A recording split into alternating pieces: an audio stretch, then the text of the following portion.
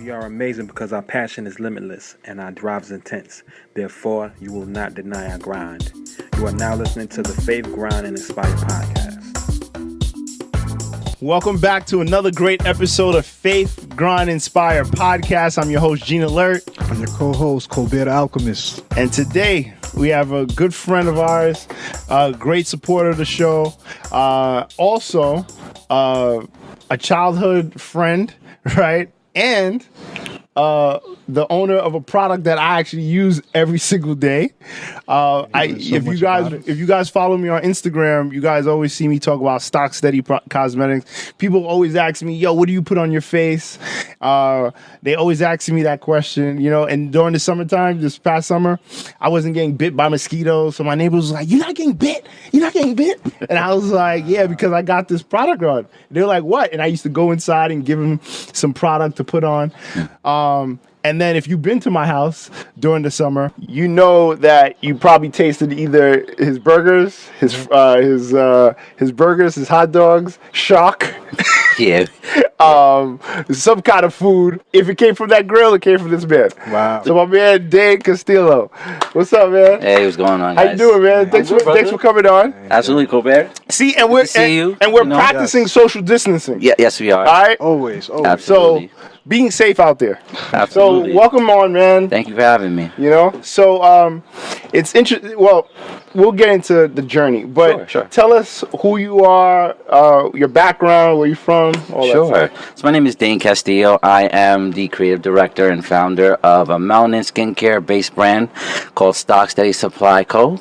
Co for Cosmetics. I'm originally from Deer Park, New York, in Long Island. So Long Island raised me, but I definitely have to say that Brooklyn made me a man. So I've been a Brooklyn resident for the last 15 years. Lived in different areas from East Flatbush to Midwood to Prospect Lovers Gardens, and really loved my time here. Really got me to the level that I'm at, and I'm looking forward to the future. All right, that's cool, man. So what got you into this world? This realm of cosmetics and beauty and men's grooming and everything like that. To be honest with you, it started off in childhood. So my father was always very hands-on with his shaving and his grooming regimen. And like a lot of us growing up, like, you want to emulate your father, right? That's the first man you see in your life. You learn a lot of things from them. And I always wanted to be slashing on the beard balms and aftershave lotions. He had like the Canoe and the Brood, and he's sitting there shaving with the straight edge. And I'm trying to shave me too. So he put the little safety on the top and rub it across my face, made me feel a little special. And then I'm like, I want the aftershave too. So he's like, let me splash it on, everything like that. And I can remember that moment and what that felt like and having that connection. Also, my mom was really big into making sure that I looked presentable wherever I went, coming from a West Indian background. So going to the barber shop was definitely an experience. And, if my cut wasn't right, my mom's would roll up in the shop and roll up on that barber. Like, this spot right here, not cutting it. You need to tighten that up. My son needs to look sharp before he steps out. So I've always been in this realm where, the way that you present yourself to people is very important.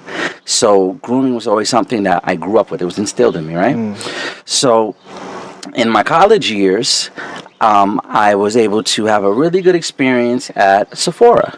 And I walked in, and I was with a friend of mine at the time, and I've always loved the fragrances, so that was no big deal for me. And she was shopping, and one of the consultants came over. He saw I was kind of bored because there's all this makeup in the store, and I'm like, I'm not wearing no makeup, and it's going to be forever. And he kind of took me to the side. I was like, yo, check these fragrances out. And I'm like, I like fragrances. So the customer experience that I had with him was something that was memorable, and I never forgot. So when I was in college and, I needed to make some money, I remembered, like, okay, you know what?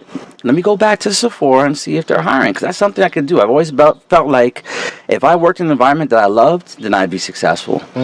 So I went in and decided to apply for a seasonal position. I ended up getting it. And what I thought would turn to something seasonal turned into a 10-year experience. Wow. You know, learning everything about the fragrances itself, the compositions, learning about the skincare. Sephora does a really good job of training their people. And not only just for like the sales, but for success in the future. Yeah. And I was there for 10 years. Decided to pursue something a little bit different. Got into logistics, learning more about e-commerce. And in the last 2 years, I decided that, you know what, I was tired of, you know, allowing somebody to determine my worth. Nobody should be determining my worth and my value. And I decided, you know what, I'm just going to go for it. Like, I have all this knowledge, you know, it's something I always enjoyed. You know, I'd already been making things for myself, you know, at home for a while. And I decided just to go for it, you know. So last year, March of 2019, I decided I was going to start doing it. So I started making the plans and started just giving things out to people. And I decided in May that I was just done with the job I was working with and go for broke. I said, I'm going to give myself 30 days. I'm going to go out there. I'm going to go make my own website. I'm going to, you know, put together the labeling, the packaging. I'm going to figure it out as I go and just go for it.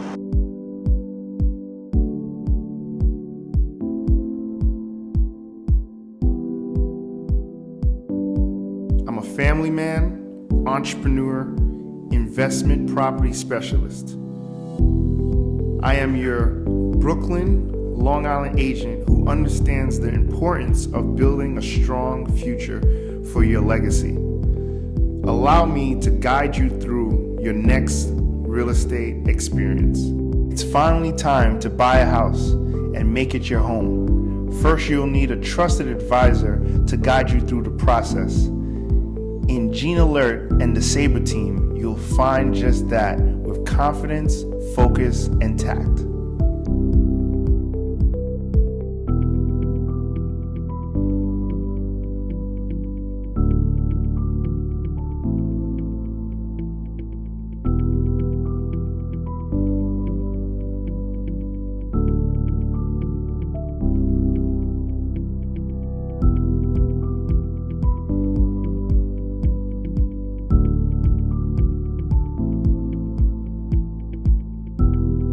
When it's time to list your home, you want to ensure you choose the most resourceful, unwavering team to represent your interests.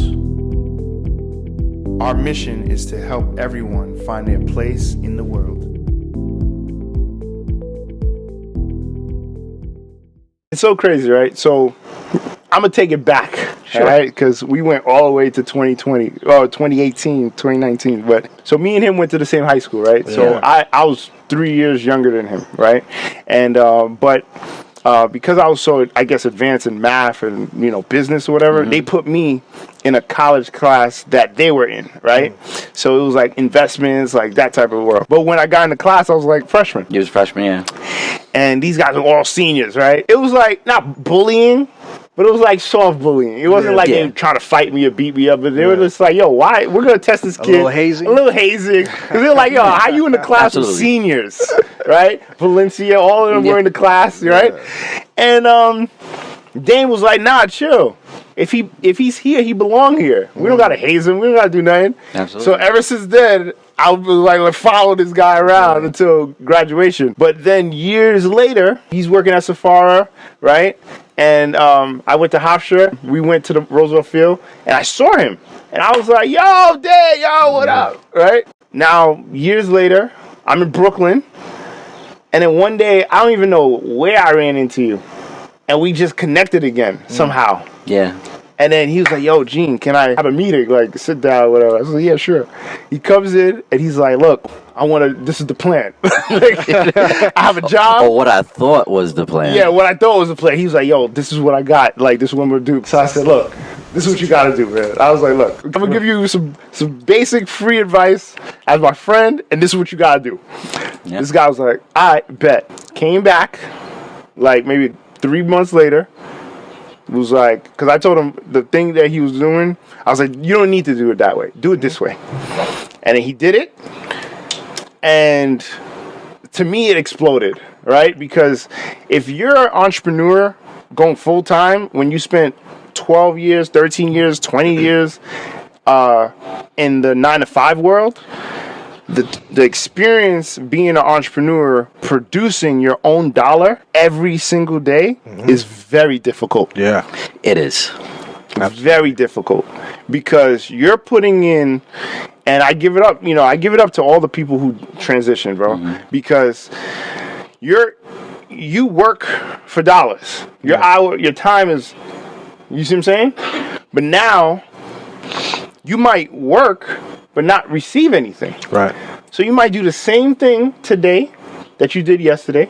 Yesterday you made $0. Today you made $500. Doing the same thing. That's why I tell people you have to be consistent. You have to be. What is your why? That's a great question, and I love that question. Why? I can tell you my why and break it down to you very, very simplistically. Focus is the first one, Okay, right? focus. When I'm focused on what I'm doing, I'm very, very happy, which also leads to passion. Passion leads to, putting everything that you have in you into what you're actually making. So every single product that I make has a little bit of me inside of that, right? So those are the first couple of things I have as far as my why. Offering, value to people is something that you can do in your life at any stage. That's big. And it's priceless. And it doesn't cost you anything. We don't think about the value that we add somebody's life in just a simple gesture. It doesn't necessarily mean you have to go in your pocket and pull out of some bills to give somebody value. And 9 times out of 10, the value that you can think of is authentic, is genuine, and it's appreciated because it comes directly from you. Yeah.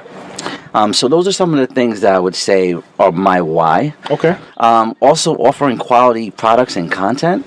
I think for me and what I do, a lot of what I do right now is just really building my brand from the ground up. But I have to give people my why, and a portion that comes with content. And not saying, oh, here's my product, buy it. No. Okay. How about I give you some education on the different ingredients that I'm using in my product? Let me also give you health benefits, things that you could take and do on your own, that necessarily are not tied to my brand.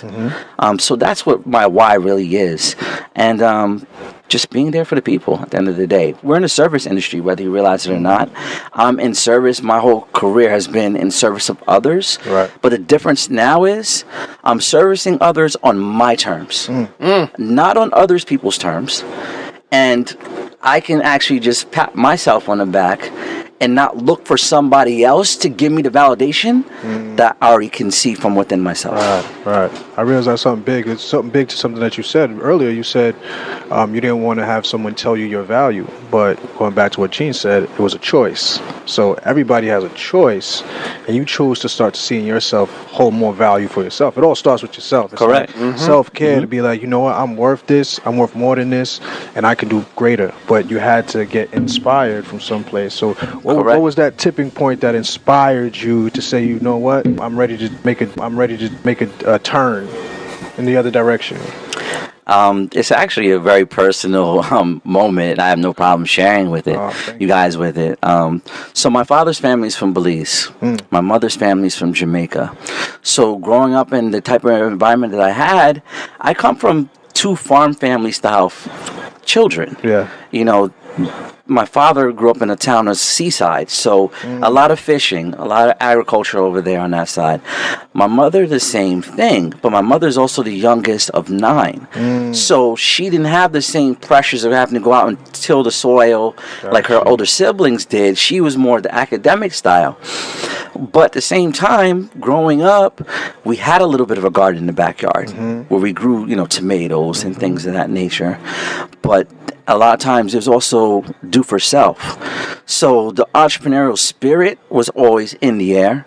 And I also have an older brother who, actually helped me along the way with that as well. Like we also grew up in Deer Park, a town that's very suburban. There was a lot of kids growing up in the 80s and area, a lot of kids of color, and we all banded together by sports and different things like that. But kids would come over to your house and eat your house out.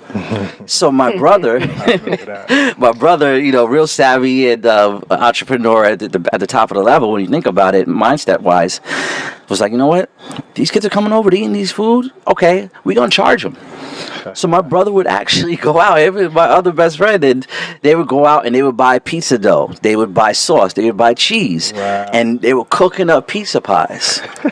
Right? So after the game, everybody's hungry. Oh, you hungry? Okay, we got the pizza. We got candy, M&Ms. Oh, you want that Coke? Oh, we got the Coke. Oh, you like Sprite? Okay, we'll go get Sprite. So they were doing it off the top. So those are like the ground where it started. And I think we tend to lose that type of thing as we get a bit older.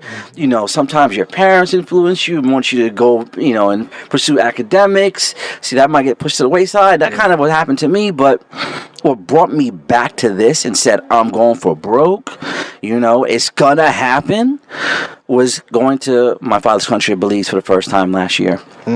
Family trip. So I took my mom, I took my partner's mom and her and our daughter there, and we spent there for 2 weeks.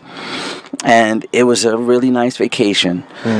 Getting away. It was the first time I was there. You know, my daughter's mom is from Belize and was born there. Nice. And was able to help me find a lot of my family, which is really good. So it's a strong connection there. You know what I mean? And getting down to the roots. So the trip was really more of a return. Like, you know how last year it was like return to Ghana.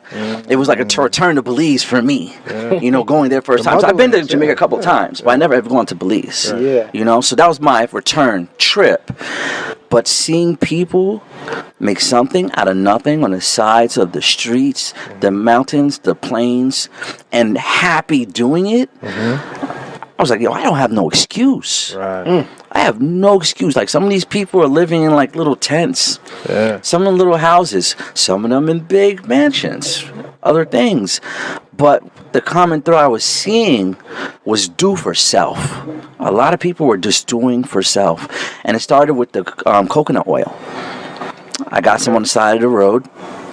And the texture, the smell, the essence of it was totally different than what you can find on a shelf here in the United States. And that was it. I was like, yo, I'm coming back, and yo, I'm going to do this skincare, and it's going to be based around this coconut oil. And that's where it started. Wow, really? That's where it started. It started with Belizean coconut oil. And it's not to say that the oil's, you know, it's just there in Belize. You can find it in the Philippines. You can find it in Puerto Rico, Dominican Republic. It's yours. You can find it anywhere in the Caribbean, Southeast Asia. That consistency is something that we don't have privilege to here in the United States. And that essence is what I want to build my brand off of. I love that. So let me ask you a question. Sure. Would you ever go back to a 9-to-5? You know what? I don't know if I'd like actually full time. I don't. Alone. No, absolutely not. Absolutely not. For the simple fact that I control my destiny with that, and I think one thing that we're going to talk about COVID, right? But I'll mention it right now. I think one thing that COVID has taught a lot of people is that it doesn't matter what level you're on. You could be a VP, you could be a CEO. You're expendable. And a lot of people in high positions found that lesson the hard way, one way or another, during COVID. And I told myself, you know what? I don't want to ever be in that position again. And I'm glad I decided to take the jump last year in May of 2019, because in order for me to be where I'm at right now, I had to automatically and inherently socially distance myself to get the brand off the ground, because I'm a one-man show. So I was decided to teach myself a little bit of everything. That way, when I do get to a certain level and I'm able to employ people, I know what to expect. Yeah. So you were already social distancing. It was an easy transition. It was an easy transition. I was unconsciously preparing for the future, if you will. But I'm glad I took that step because it was necessary. So necessary. Yeah. Love it. When you say melanin, right? Melanin skincare. What does that mean? Okay. For those that don't know. Okay, so when you think about melanin, all people have melanin. Doesn't matter if you're white, black. It's just a matter of how much melanin you have in your skin. So obviously, you know, black people have the most amount of melanin in their skin. So melanin skincare to me is really the preservation of your melanin. And I use alchemy and I use aromatology to make products that help with maintaining melanin in your skin. So I know you are the alchemist. You're all about alchemy. And as you know, there are different levels to alchemy outside of just the transmutation of metals that talked about by different people in different books. You have alchemy in those realms as well. So I actually use it in the form of combining essential oils in the proper dosages with carrier oils to provide not only really good skincare products, but therapeutic aromatherapy style of formulations. And all of my formulations are multi-purpose. So for instance, my hydrating serum could be used for a face hydrator. It could be used on your hair. It controls oil. It has a natural sunblock in there, so you can use it in that form as well. It could be used as a beard oil, pre-shave, post-shave, whichever way you want to use it. So that's what melanin skincare is for me, and I think it's a term that you're going to start to hear a lot more. Obviously, everybody's going to have their own interpretation, but at its essence, it's really maintaining melanin in your skin. That's major, because majority of products that you see in commercial stores are not geared towards melanated people. They're not. So this is and yours is all natural. Everything is correct. So natural, bro. Absolutely. So the ingredient that I use in my hydrating serum is called sea buckthorn berry oil.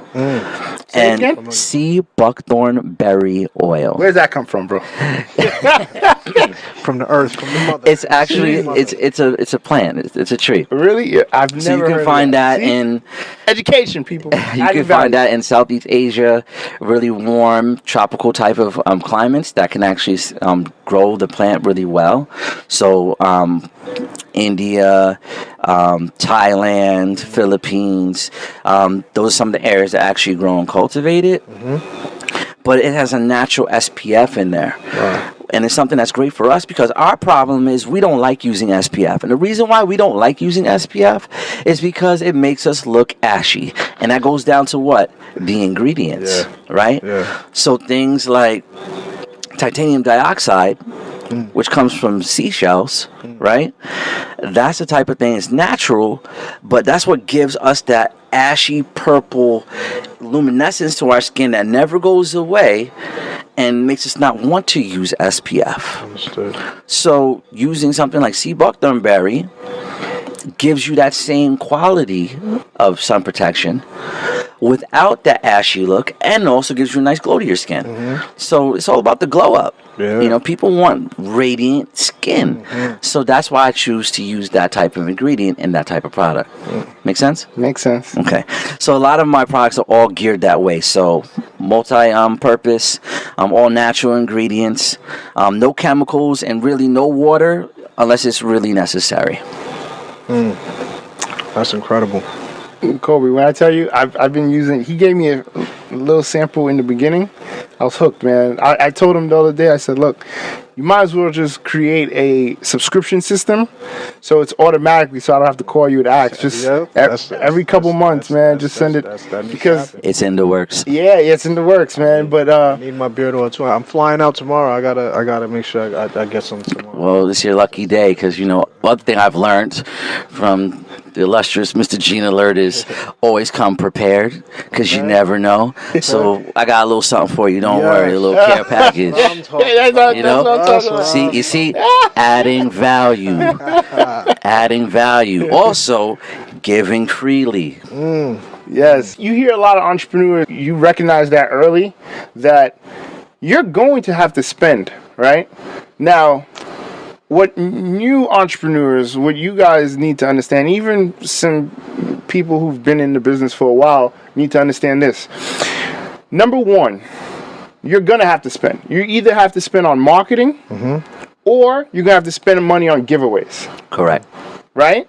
So it's either you're going to pay for a Facebook ad, you're going to pay for to get your product out there, or you're going to take the money, invest in your product, and give it away for free to people to use so that you could, number one, because that's considered a case study. Correct. Right? So you would pay a company like ours to find those people, but you still got to give us product for the for us to. So you're paying more. Yeah. Yeah. So you eliminate us. Yes. And you go out to the clientele that you need, right?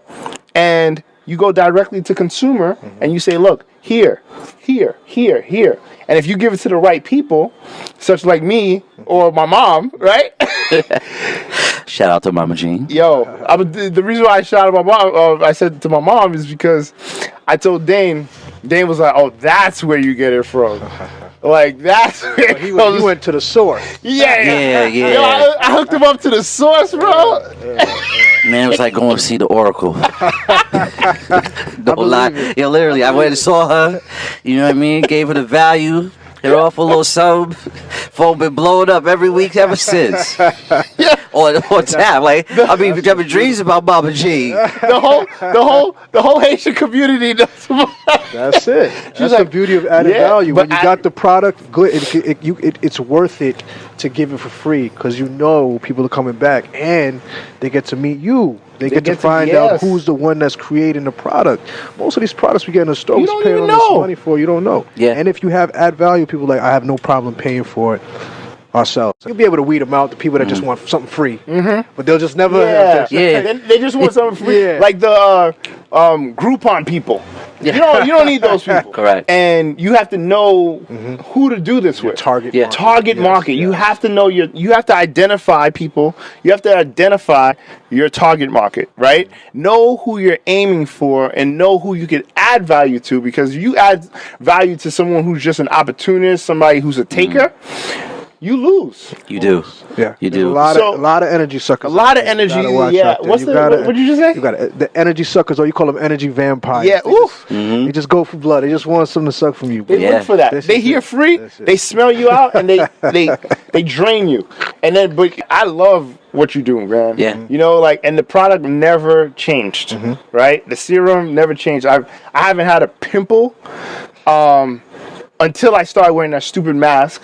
But you know how I feel about that, so I'm not going to go into that. But the thing is, like, I didn't have a pimple on my face, and I was shocked. At first, I was trying to figure out, I was like, yo, I got a pimple on my face? Like, what the? It was like right here or something. And I was like, what? Then I talked to my man. He's like, yeah, you know, and this was a random conversation because I didn't bring up, because he gives me my skincare, so I didn't want to bring up, like, yo, I got a pimple, what's up with you, right? Your product ain't working. Across your mind. Yeah, it crossed my mind. But then one day, God must have been like, yo, Gene, you know what I was thinking? And he just randomly said, yeah, man, you know, I'm creating a new product because what people don't realize is the mask, they call it Maskinade. maskinade. Yeah, AKA mask acne. It encompasses eczema, seborrheic dermatitis, and even rosacea. So a lot of people are starting to notice that they're seeing that in the areas where they wear the mask. And the reason behind that is you're wearing a mask for a long time.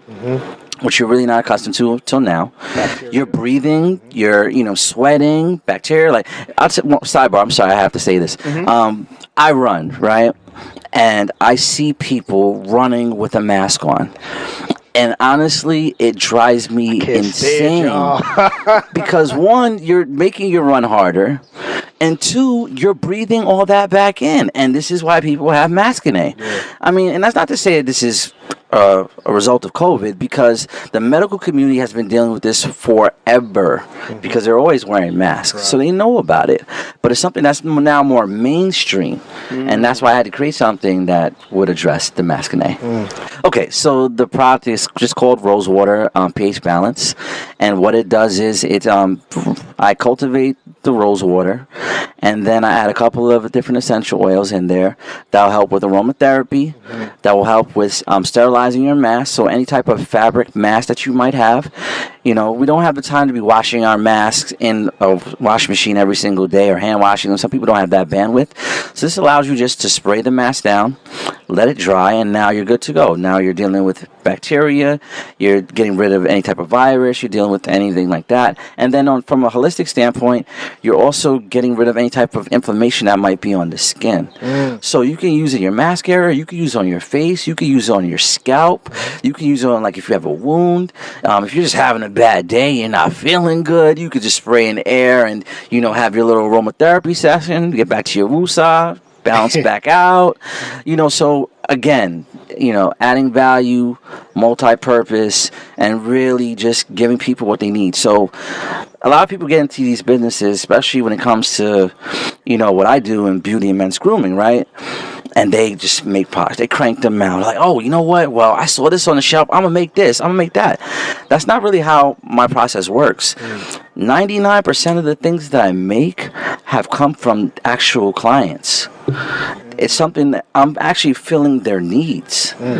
So I'm just really finding a solution to an issue. And I think a lot of times when people think about what they want to do with themselves, when they want to step out into the entrepreneurial space, that's something that they kind of forget. They just think of something that can make money. And at the end of the day, it's not about making money. Working backwards. It's if you're doing what you love and you're doing it right and for the right intentions, money's going to come. Absolutely.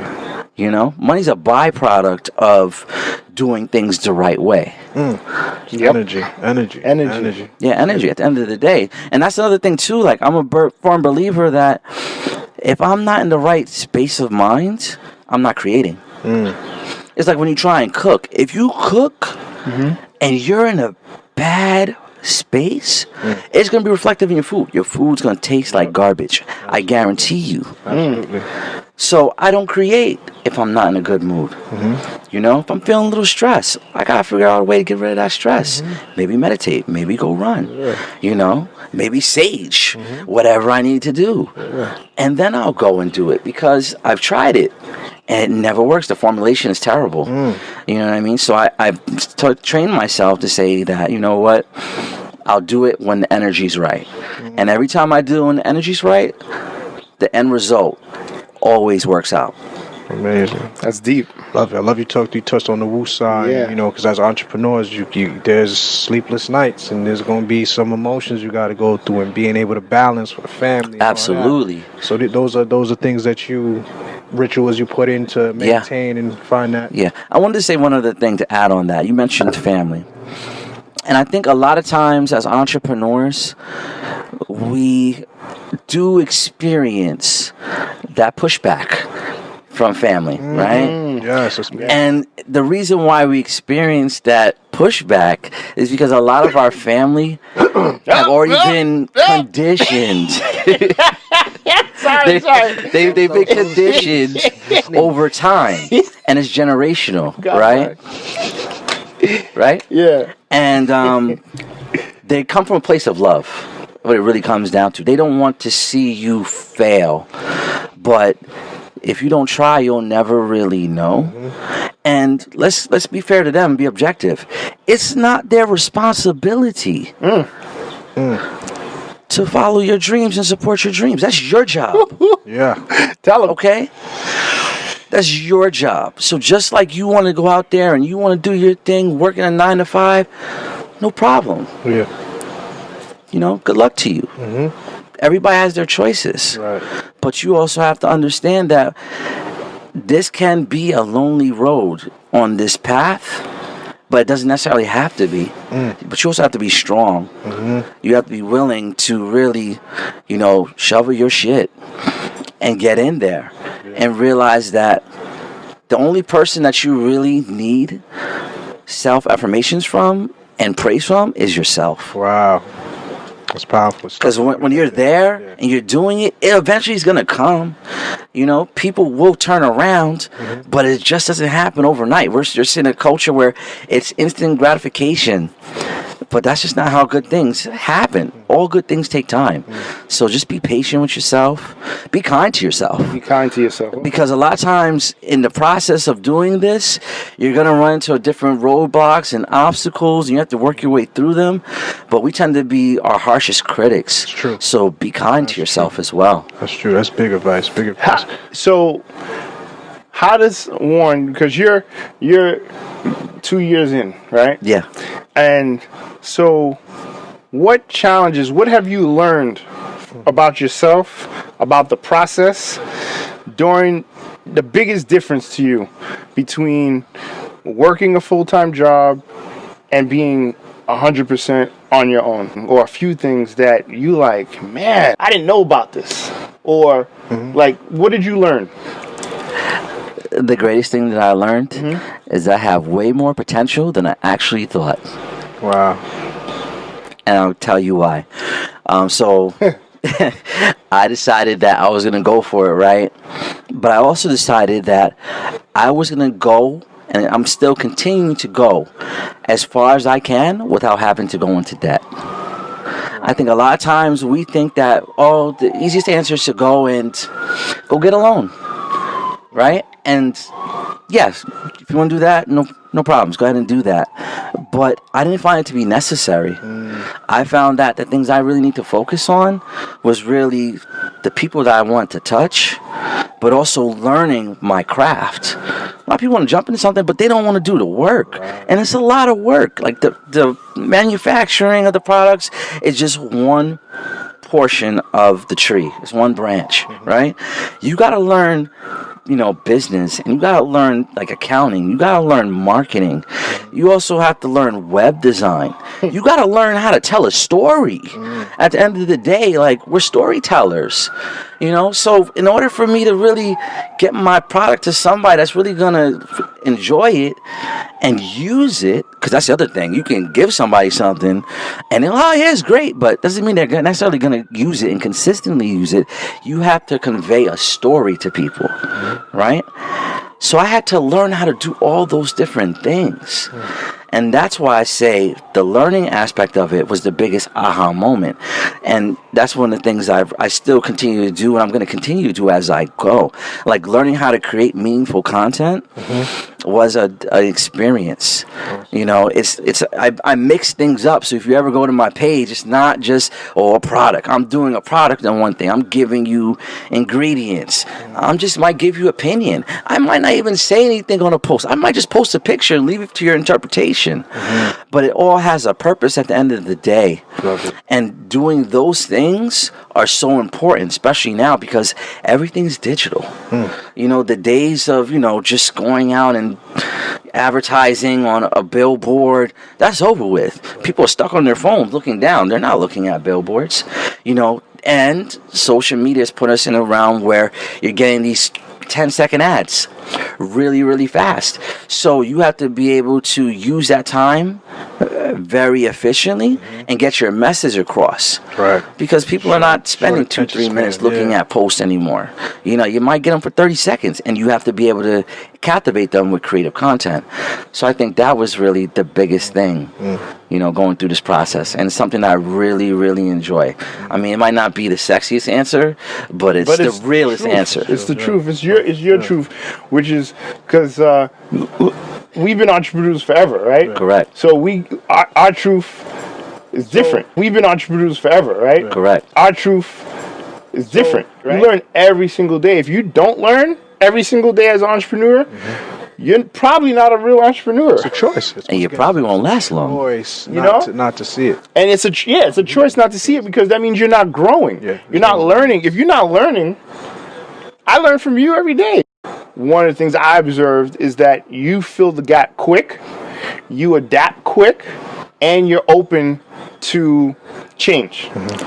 Pivot, people. The word is pivot. Pivot. That's it. Yeah. Yeah. Pivot. I mean, 2020, for me, I feel like it's been a year of pivoting. Yep. I mean, if you're not pivoting, then you're getting kind of lost on the side. Like, good example, right? Hand sanitizer was probably the most pivoted item during COVID's, peak. All these companies, from spirits to pharmaceuticals, they were losing money, and fast. But what did they have? They had resources, they had space, and they started converting their facilities to hand sanitizer, to making PPE, anything that had to deal with the virus itself, and helping people get through it. Pivoting all over the place. And I think it's something that's really coming to the forefront. But I also believe that guys like you, the great entrepreneurs of the world, They eat, live, sleep, and breathe pivoting. It's nothing new to them. Nothing new. So it's an area of opportunity. So I say people will panic, but it's like you have to always see the light in the tunnel. There's always opportunity. There's always. But once you step into panic and fear, you're not thinking from a high level standpoint to see what's going on. You're automatically thinking about, oh, the worst case scenario. I'm going to lose this. I'm going to lose that. I'm not. It's you have to be level headed and even killed, as our good friend Eric Adams says, to just to make it out here. Yeah. Kobe, let me ask you a question. Do you attribute that to meditation? I think everybody to a certain or level. Being still? For me, yeah, meditation for me has allowed me to be more aware in the moment and give that stillness to see everything from a high level standpoint, to transcend yourself outside yourself, because a lot of people they only understand their one world. So it's just really one dimensional. But when you're able to do what you're naturally doing, taking yourself outside of yourself and saying like, how can I help you? It's automatically just going to be that trickling effect. But it does take a level of awareness. And what meditation does is just raises your awareness consciously. You have more conscious awareness, so you're able to see everything that's going on around you, and more so say, oh, I see this person, they have a taste for wine. So you know what? When I pull up, and all of a sudden I have a bottle of wine, and he's like, wow, you thought about that. You're just adding value to somebody because you said, how can I pay attention to you first?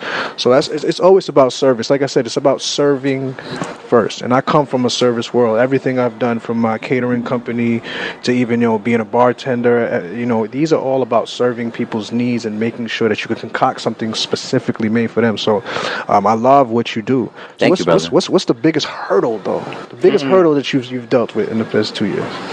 To be honest with you, the biggest hurdle at this particular moment is staying organized. It's a hurdle. It's a lot. It's a tough one. I'm gonna be so transparent. Organization is key, but it's also the biggest hurdle, and I'll tell you exactly why. I'm a father to a beautiful 4-year-old daughter. She's precocious. She's like my everything. I try to set the best example that I can for her, and everything that I do is for her at the end of the day. But being able to stay on task with everything and have this professional life and also this personal life, and then carving out a specific personal life for my daughter is challenging. It's a lot. So in addition to having my own e-commerce business, I'm out here in these streets. Yeah. So, summer 2020, when people were sitting there up in the house wondering what they was going to do, I was doing pop-ups at, Prospect Park, had my table out. Love that. Socially distancing, but had my mask on, but I was making it happen. I was hitting up, barbershops in Queens and Brooklyn, nail salons, Grinding. Offering my services to people and starting to establish new connections, because I automatically knew that was the way it was going to go, back to pivoting. So before COVID hit, I started to see different movements happening. One of them was being able to have your certifications. So in order for all those shops to open back up, you had to have 3 different certifications. So what did I do? I got my certifications. Because of that, I was able to grow a little bit more, which meant that the time that I had for my daughter was going to change. So I needed to learn how to really organize a little bit better and strategize, so that way that time wasn't interrupted. Now, the fortunate thing for me was I didn't have to do it directly with her in the moment, because her mother and I decided to let her to go to Florida and see family with her mother during the height of everything that was happening. Right. So they were on a plane to Florida on May 25th, Memorial Day. So they also got to miss a lot of the tension that was going on here in Brooklyn. So I was very thankful for that. So it gave me basically 12 weeks to get my act in order. And you were able to just lock in. That I'll tell you, as an entrepreneur, that quiet time with no interruption, where you could just be in your creative space and not have to, because it in order to pay, once it goes, it's all energy, to pay attention to your child you have to be fully present. It's not about just being in a room. So I know that explains a lot how you're able to just lock in, and just because when it's time to work, it's like I'm going to war. Sometimes the kids don't need to be when you're going to war. Just keep the kids in the family so I can just put it down. So I know when you were able to lock in, that was probably very vital. Yeah, it was vital, and not to say that it was totally locked in and, you know, isolated, because me and my daughter have a really reciprocal relationship. Like, she's learning how to, you know, write her letters and everything. She could write her name, but best believe, little girl know how to call daddy when she's ready. So she got her tablet. They definitely know. She got her tablet.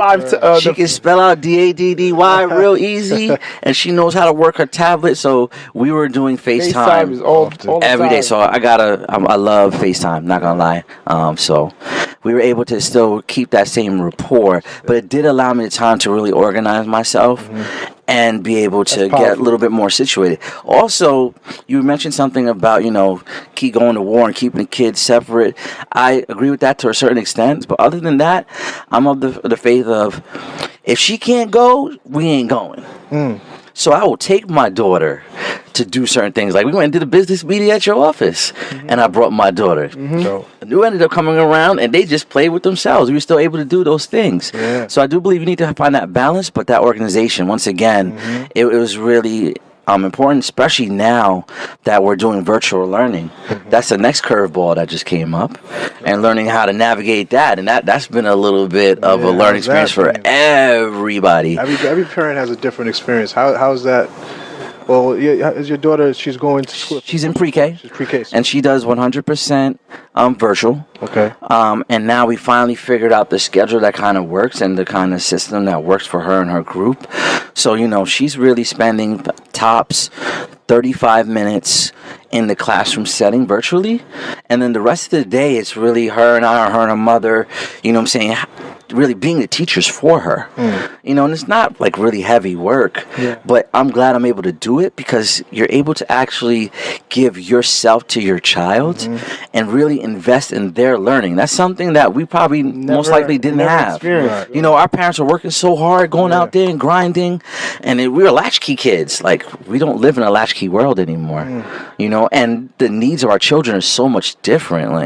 Like my daughter's very affectionate, and, you know, she loves to be around me and have that energy around there, because I'm a very hands-on dad. So that's why I say that organization is so important. You know? Definitely. How do you guys do it? I'm just interested. Like, no, that is one thing for me. And I said, you know, moving forward, and a lot of the business partners I have, I was just like, I look for the balance. So even with me and Gene, like, he's more organized, and it's like it's and anything great that's going to actually affect people on a larger scale is always going to need a team. So for the most part, but for me, and what I do as far as spiritual work, it really doesn't require too much, you know, organization on those realms, because it's more so a personal work with people. And but that was always a big thing, especially when you're dealing with a lot of sales and numbers, e-commerce. Like, you had those things you need, especially for tax purposes and keeping track of it. But it's one of those things where you have to wear a lot of hats, and you have to make sure you find, especially with technology, you just have to find those things that help make it a lot easier. Like texting gas, I can make sure there's an app that keeps track of my gas. You know, all these other things that I can take care of themselves, maintain themselves. I have to just find those things. But organization is the most important thing, especially when you're a creator. You're just very creative, and you want to focus all your energy into creation. To take yourself out of it, to not going to step into a whole nother mode where you have to, do all the finances. You just have to learn to, once again, recreate yourself and then start to find those partnerships where it's like, this is something that you're great at, and I can make sure that you function on this, and I'm not wearing. But it's a process to get to as you start to bring other people on and be able to pay a staff to overcome it. But you just have to be able to know yourself, know what you're great at, and know what you're not great at, and that's a part of the process. But I'm proud of you, because I saw, even when we were at the garden, that was probably one of the last few times we shot one of those over there. But seeing how far you came in that short amount of time, I mean, you look clearer. It's just you look happier, look lighter. You could tell you're shining in your light, and that's what it's about. Is feel that feeling of owning your own and knowing it's yours, and it's something that you could pass on to your daughter, and she's seeing you I watched my dad do this from the beginning. When I was 4 years old, it's going to be one of them inspiring stories. And that's really what you do it for. And you're really our children are growing up with a different perspective to see, like, yeah, my dad, I watched him do this from ground up. So there's nothing I can't do. I can do anything. I watched him do this from a trip that inspired us together, and it's all about family. It's so much faith, grinding, and inspiring that's happened in your story, and this is why we do what we do. Man. Thank you for that. I really appreciate it. Powerful stuff, man. That's a fact, man. Two things, right? It's interesting because people who are really passionate about their business, right? I love the fact that you're passionate about your daughter and your family the same way. Yeah. Right? So it's like, and when you put that level of energy into your business, like it's a kid, right? You treat it that way. And that's why, like, even during this whole COVID thing, because a lot of businesses, game over. Oh, yeah. Like, some lost their businesses or shut down their businesses because they had no choice. Right? Like, you had a brick and mortar. Yeah. You couldn't make money. You were basically, you created a business that was a job for yourself. Right. So once you stop working, just like if you furloughed 9 to 5, once you stop getting that paycheck, that's it. It's a wrap. Last 1 month, 2 months. Right. I was mentored by Dr. Dennis Kimbrough, and he told me years ago, always have at least, some people, they say 3 months, 6 months, 8 months of reserve. So if anything happens, you're fine. Now, a lot of people don't think that way. They're like, oh, I'm gonna be good. I'm good, right? But I went through, when I first started becoming an entrepreneur, I went through hiding my car from the repo man. Like, I went through calling and working out payment plans with the Sprint, right? Yeah. Paying the minimum payment arrangement. Payment arrangement. Yeah, right? payment arrangement. Yeah. Press 3 or press 4. We all do it. Yeah. So, I'm like, still making payment arrangements. That's every month. Yeah, so it's like, so I went through that. I found myself in a position where once I started really making money, I put everything on the side so I could have that nest egg, right? I'm proud, man. Like, I literally seen you be committed. You know what I'm saying? Regardless of what it is, like, you were staying the focus, bro. Like, and every day you were adding value, and you were always prepared. I wanted to say thank you to you, especially, for the way that you've actually helped me. So something that we all need to really recognize is that friendships are more important than business. True lasting ones are more important than business. So throughout this whole time, I've done different things I had to do, made certain sacrifice. 1, I never asked you for anything. And 2, you never offered. And I appreciate you never offering, because if you had offered, damn, man, it would have taken away. It would have taken away from my process. Oh, true. So I say that to say to people that, when you have these different relationships with your friends and everything like that, keep it friendly based, because when you try and mix those things together, that's when emotions get all caught up into it. You might not do the best decision making in the best interest of your friends. So keep your friends your friends. They can be involved in your business and helping, but they should be kept at a certain distance from a professional standpoint, because your friendships, the great ones, are lasting. And it's very hard to regain trust back from a friend when they feel like the relationship has changed. 100%. Yeah. So thank you for that. I have to give you your flowers. Our friendship, so it's cool because it's like our friendship never strayed anyway. I have other people that's like, yo, bro, like, black-owned business does not mean discount. Yeah. Black-owned business. Just because you know the entrepreneur, just because they're your friend, your best friend, like, support their business. They gotta buy the product. They have to do a lot of things. They have to put time and energy. They have to do research so that you don't have to do it. So support it. What do you think that entrepreneurs should do different? As far as? Like, what would you like to see being done different? Got it. Yeah. Okay. So I'm going to really speak to black entrepreneurs on this one. All right. And it's based off experiences that I've had. It's one thing to get into the space, get your business going, and offer great service. It's another thing to maintain that. And I think a lot of times, it doesn't happen to everybody, so I don't want to generalize, but a lot of times after we get the ball rolling and we're seeing success and, everything is in a good spot, we tend to lose sight of where we came from and how we have to continue to push the excellence. So our level of service should not drop when we're getting successful. And that happens a lot. And then you wonder why a brand or a business is really hot out the gate. And then over time, they just start dwindling. And then all of a sudden, people are not going there anymore. It's because you're not offering that same level of high service. So consistency in the level of service that you bring to the table is really important in maintaining that. I had experience with a company that is not able to do that, and I even offered to go back behind their counter, like, look, I'm willing to help you for free because the experience that I had with you is unacceptable. And he looked at me and said, no, thank you. And it's sad because I felt really like at that time, I told him straight up, you're costing me money because I'm paying you for a service and it's not ready on time. And you just are very cavalier about that. How long do you think you're going to be able to stay in business with that type of business model?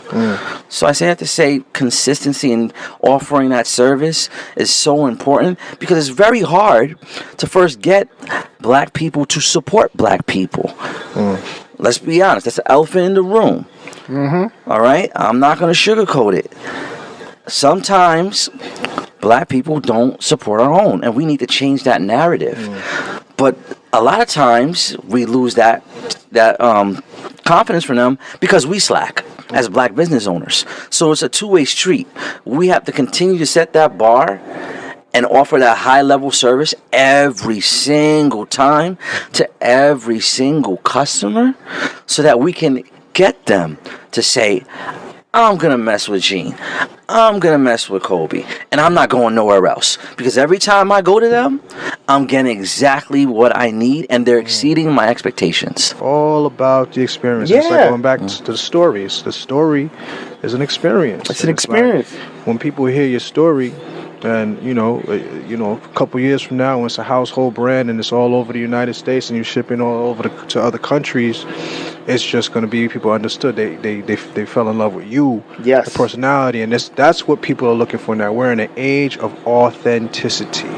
We're looking for authentic, and we can smell something that has a lot of BS attached to it, and what people want, and that's why over time, like, especially when people started to get on the vibes and energy and meditation, they started seeing a value in what I brought, but before, when you're going through life, you don't realize how important, being able to find that balance is in life, but when you get hit with it hard and you get smacked with COVID, you're going to go through it now. You're going to go through it. The DMs coming in like, I need that. I'm going through it. I can't get... I love what you're doing with your platform.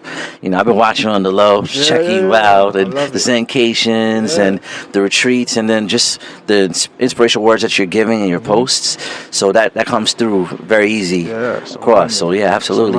It's alignment with everything that you do with the product, the alchemy. That's what it's about. It's alchemy on every level, spiritual, and adding in all the natural remedies, and just going back to the roots. Like you said, it's going back to where we came from. This is essentially where we came from. We understood who we were on higher spiritual levels, and that kind of got stripped from us in the translation, and that's why we fell astray.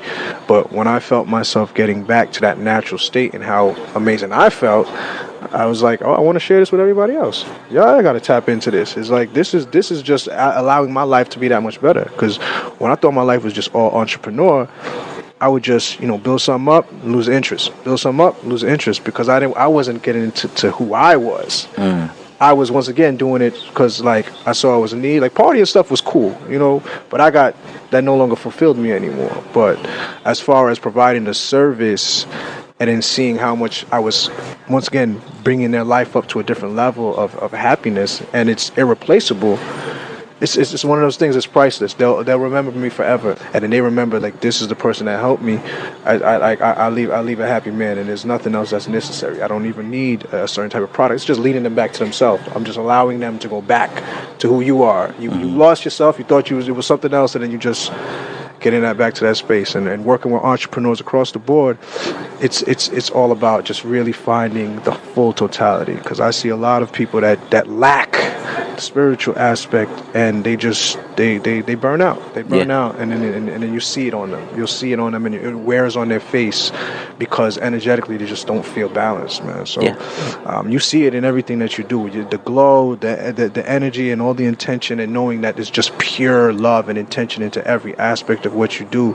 And when you put that out into the universe, you just want to get that right back. It's just natural. It's just understanding harmony and the laws of the universe, man. So I'm all for it, man. I can't wait to try my product. Thank you. Yeah. Speaking of which, for a little something for both you guys. Oh, you did? Before you do that, faith, grind, inspire.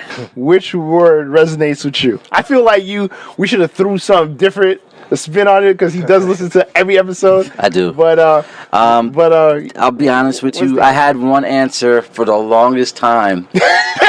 For the longest time. I was like, I don't understand these people. Like, for me, it was all about the grind. You know what I mean? Like, if you're not grinding, you ain't gonna have no faith, and you ain't gonna be inspiring anybody. I'll be honest. I was like, literally, that was me all the time. But I'm now happy and proud to say that my answer is actually faith. Faith. It's faith. It's faith. And I'm not a religious person. I'm a spiritual person. Yeah, absolutely. And a lot of people don't understand there's different. There's a difference. I'm very spiritual. So, I'm very much aware of trusting in the universe. And, what you put out into the universe is what you're really going to get back. And I had to get to the point where I had to allow myself to grind and inspire others. But I had to have the faith in myself that I could do it. That's it. That's what you jumping out on a limb, last year and going for broke was all about faith. Faith, yep. It was all about faith. At the end of the day, I knew that I was going to make this happen one way or another. I was going to have to make certain sacrifices, go lean, do things that most people won't do, and be able to accept that and go with it. So it's definitely faith. And that faith is what continues to propel me to do more and to try other things and to step out of the box of just beauty and grooming and now go into the wellness piece. So that's the next evolution for the brand is wellness. So if you go on the website, you'll be able to see what we're talking about. We're not going to give you everything today. What's the website? Yeah. The website is stocksteady.com. Once again, it's stocksteady.com. I love it, man. Instagram. I love it. And it's not just a place to purchase product. There's a lot of information on there. So I use 40 different essential oils to create these formulations. And I believe in keeping things open to the public. So you can actually go there and check out blog posts that I've done and created. You can also look at the ingredients and get a little crash course on what they could do for your features and benefits in your skin. And then you'll have a better understanding of why I use certain things and certain formulations. Okay. Instagram too, same thing. Stocksteady. Stocksteady.com. Very simplistic. Yeah, Instagram. I'm on Instagram. My Instagram is going to be Stock Steady Supply CO. And on to the products. So I always talk about giving freely, right? So what I did was I came and brought you guys, including Brianna, the rose water that we talked about in the beginning of the show with the pH balance to your skin. So I would like for you guys to try it, love it, give the feedback. Before you give it to us, right? Sure. There's one thing that I wanted to shout you out about. So allergy season, this allergy season for those who suffer from allergies, was like very tough. So he comes over with this jar. What was it? It's actually sea moss. It's sea moss. Yeah, sea moss that I get. It's cultivated sea moss. I like to call it Irish moss because not every sea moss is Irish moss, but every Irish moss is sea moss. And I actually curated it. I get it from Jamaica, from Mandeville. I have a supplier there. It takes about a month to get here. and I actually curate it into a gel form. And what it does, it helps with a bunch of different things, from like thyroid regulation, mucus reduction. It helps with diabetes, cardiovascular disease. It helps with weight loss management. It has 92 minerals the body needs. Like 102. Out of the 102. Yeah. So you have calcium, you have like potassium, niacin, all the things that really help with your skin, your hair, and I use that in the gel, and that's what I gave you. Yeah. But I also do infusions with it, so people that don't have the bandwidth to actually take it raw, I infuse it with things like pineapple or mango, and that was part of my pivot during the summertime. I kind of made it into a juice and was offering it on the streets for juice as well. So one of the things I want to mention really quickly, our pricing is very affordable. Like bare bones. Yes. We're not really trying to break anybody's pockets. Anybody could afford what we have. Our range goes from basically from $2 to, like, on the high end, $65. So we got a little something for everybody. All right. And now to the grand reveal. I'd like to introduce you to the rose water pH balance. All right, so real quickly what it does. Rose water is anti-inflammatory. It helps to take care of any type of inflammation that you might have on your skin. It could be used on your hair. It could be used on your face. I smell the lemongrass. There's lemongrass in there. There's the rose water. There's lychee. There's a little bit of tea tree oil in there. There's a little bit of bergamot in there, so you're getting your aromatherapy. It's also really good for mass acne, like we were talking about in the beginning of the show. It's portable, so you can keep it right in your pocket. Sanitize your mask down days you don't have the time, and it sterilizes your mask and everything like that. So once again, multi-purpose. It's an experience, and it's good for everybody. Like, just think anything that you need to do as far as like pH balance with your body, it's good for that. All right. So it's also a personal care item. Wow. Thank you, man. Thank you, guys. I appreciate you guys, giving me the opportunity to come on such an illustrious platform as Faith Grind Inspire. Like I said, I actually went back and listened to every single episode, because the amount of information that you guys are providing is, first of all, it's free. All right, so you guys are bringing on the best of the best, people with integrity, people that have a certain level of professionalism that you can trust. And the amount of information that I was able to take from that and immediately put into the business as I was trying to grow it, I mean, I would have had to spend thousands of dollars with a consultant to get that information, and you guys are giving it away for free. So thank you guys for what you do, and continue to do what you do, because this is where it's at. Exactly. And it's cool, man, because, we birthed this thing 2 years ago, right? Not realizing that it was you we were helping, right? Or people like you. But it was like, but we wanted to do this for that reason. It was because entrepreneurs need to learn, and they don't have to reinvent the wheel. So learn from the community so that you don't have to go through 5 years of growing pains. You're profitable year 2. You know what I'm saying? So you're not in debt. Like you're expanding. Yeah. So, which is good, and you're able to. A lot of entrepreneurs do not pivot. A lot of entrepreneurs can't. They don't have the bandwidth to. They want to do something different, but they can't. That's crazy. So, guys, I need you guys to buy this product. How much is this? That is actually a whopping $2. $2? That's $2. 1 ounce, $2. Yo, guys, listen. $2. It won't be this price for very long. No, it won't. I can tell you It won't. Okay.